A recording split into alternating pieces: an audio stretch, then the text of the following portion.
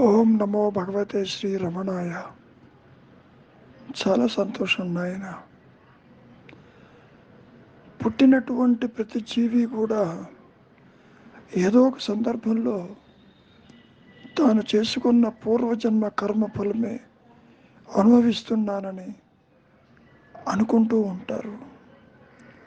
కృష్ణ పరమాత్మ గీతలో కూడా పుట్టిన దానికి మరణము తప్పదు, మరణించిన దానికి పుట్టుక తప్పదు, ఇది అనివార్యమని కూడా చెప్పడం జరిగింది.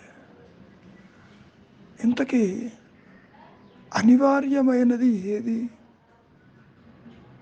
పుట్టుక మరణం అంటున్నారే, దేని పుట్టుక అనేది ఇక్కడ ప్రశ్న. అంతేకాదు,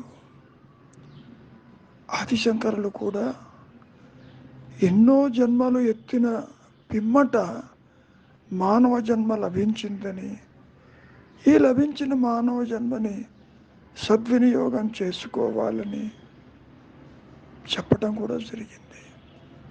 అంటే ప్రతి ఒక్కరి మనస్సుల్లో ఈ జనన మరణ పరంపరలు ఉంటూనే ఉంటాయి. ఇదే విషయాన్ని ఒక సందర్భంలో మహర్షులు వారిని అడగటం కూడా జరిగింది. ఈ జన్మ పరంపరల నుంచి మరి బయటపడాలా వద్దా అన్నప్పుడు మహర్షి ఏమన్నారు? మొదట ఆ పుట్టుకు బాధను, ఇప్పుడు ఉనికి బాధను పడుతున్నది ఒకడు ఉండాలిగా, అది ముందు తేలిపోని. అంతవరకు దేనికి? నీవు నిద్రపోతున్నప్పుడు పొరపాటునైనా పునర్జన్మల గురించి కానీ, నీ ఇప్పటి జన్మ గురించి కానీ తలపోసావా? దీని గురించి ఎప్పుడైనా ఆలోచించావా? కనుక ఇప్పటి సమస్య ఎవరికో కనుక్కో. వాడు నిజంగా కనుక ఉంటే దానికి సమాధానం వెతకవచ్చు. ముఖ్యంగా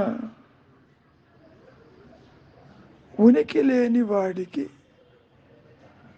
పుట్టుకేమిటి, మరణమేమిటి? దేహం చెప్పిందా తాను పుట్టినట్టు? లేదు కదా. నీవు చెబుతున్నావు ఈ దేహము నాది, దేహం పుట్టుక నా పుట్టుక అంటున్నావు. ఆలోచన వచ్చినప్పుడు పుడుతున్నావు, ఆలోచన లేనప్పుడు మరణిస్తున్నావు అన్న భావన మరి ప్రతి ఒక్కరిలో ఉంది కదా. ఆదిశంకరులు కూడా పుట్టుక ఆలోచన, మరణం ఆలోచన, ఆలోచన నుంచి విడిపడు అన్నారే తప్ప మరొకటి కాదు. ముఖ్యంగా సమస్య ఎవరు పుడుతున్నారు? పొరపాటునైనా ఈ దేహం చెప్పిందా తాను పుట్టాను, ఇక మీదనే పుట్టను, నాకేమిటి గతి అని అనలేదే. నీవు చెబుతున్నావు, దేహం పుట్టుక నీ పుట్టుక అనుకుంటూ చెబుతున్నావు. సరే, ఇంతకీ నీవు నిజంగా ఉన్నావా? ఉంటే ఏ విధంగా ఉన్నావు? ఈ నేనెవరు అనేటువంటి ప్రశ్న ఇక్కడ తలెత్తుతుంది. కనుక పుట్టింది ఏమన్నా అడుగుతుందేమో చూడు, అది అడగటం లేదు. నీవనుకుంటున్నావు దేహం పుట్టుక నా పుట్టుకని, దేహ ధర్మాలు నా ధర్మాలని, దేహం లేకపోతే నేను లేనని. సరే, కాసేపు ఆ మాట కూడా అంగీకరిద్దాం. మరి నువ్వు నిద్రపోతున్నప్పుడు నీ దేహం ఉందా లేదా నీకు తెలుసా? అసలు పుట్టేవా లేదా తెలుసా నీకు? ఆ ప్రశ్న అక్కడ ఎందుకు అడగవు? ఇక్కడ అడుగుతున్నావు ఎందుకు? కాబట్టి నేను దేహము, నాది దేహము అనేటటువంటి వ్యక్తి కానీ, కర్త కానీ ఉన్నాడేమో చూడవలసినటువంటి బాధ్యత ఎంతైనా ఉంది. ముఖ్యంగా ఇప్పుడు మీరు అడుగుతున్న సమస్యకి ఎక్కడి నుంచి వచ్చిందో తెలుసుకో, పరిష్కారం కూడా దాని వెంటనే ఉంటుంది. అసలు సంగతి పుట్టువు లేదు, ఉనికి దాని వలన ఆయాస ప్రయాసలు లేవని నీకే తెలుస్తుంది. ఉన్నది ఏకమని, జ్ఞానమని, దానికి ఉదయ అస్తమానాలు లేవని, అదే ఆనందమయమని, అదే ఎటర్నల్ బ్లిస్ అని, ఉన్నానన్న ఎరుక అని, అదే భూమస్థితి అని, నిర్హంస్థితి అని, నాహంస్థితి అని, పరబ్రహ్మమని, కైవల్యమని, స్వర్గమని జీసస్ క్రైస్ట్ కూడా ఈ సందర్భంలో ఏమని చెప్పారు? The Kingdom of heaven is with in you అన్నాడు. అంటే నేను ఉన్నాను అన్న ఎరుక మాత్రమే సత్యమై, నిత్యమై, అనంతమై, ఏకమై, అద్వితీయమై ప్రకాశిస్తూ ఉన్నదని చెప్పటం జరిగింది. కాబట్టి ఆ విషయం కనుక నీ స్వరూపంగా ప్రకాశించిన తర్వాత పునర్జన్మ ఎక్కడుంది?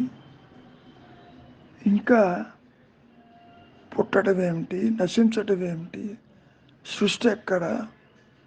వీటి యొక్క ప్రస్తావన రాదు కదా. కాబట్టి నీవెవరివో తేలిపోతే ఈ జన్మల గురించిన ఆలోచన నీకు తల ఎత్తదు. ఎందుకింత తర్జన పడతావు? దేహము నీవు కావు, దేహివి. దేహము కలిగినంత మాత్రాన దేహం ఎట్లా అవుతావు? పోనీ పొరపాటునైనా దేహం చెప్పిందా? అది ఉన్నట్టు చెప్పలేదు. నీవు చెబుతున్నావు ఈ దేహం నాది, నా భార్య, నా పిల్లలు, నా ఇల్లు, నా వాళ్ళు, నాది నాది అంటున్నావే. నాది అని గోల పెట్టేటటువంటి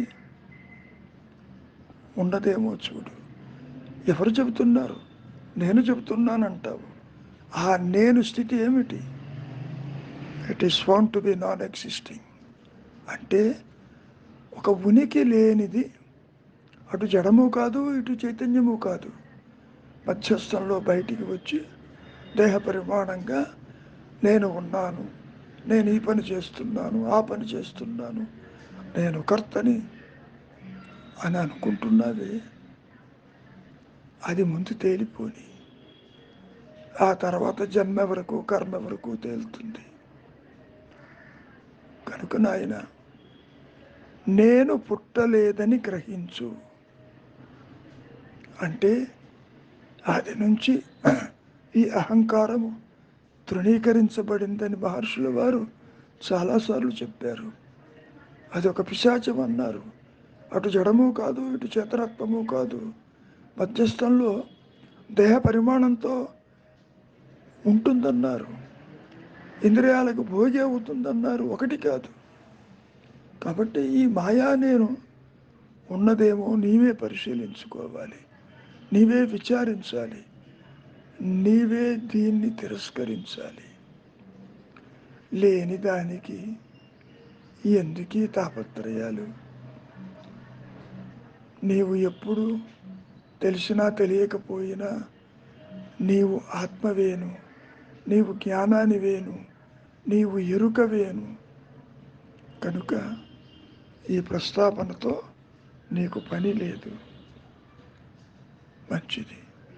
మౌనమే నీ సహజత్వము, నీ ఎరుక.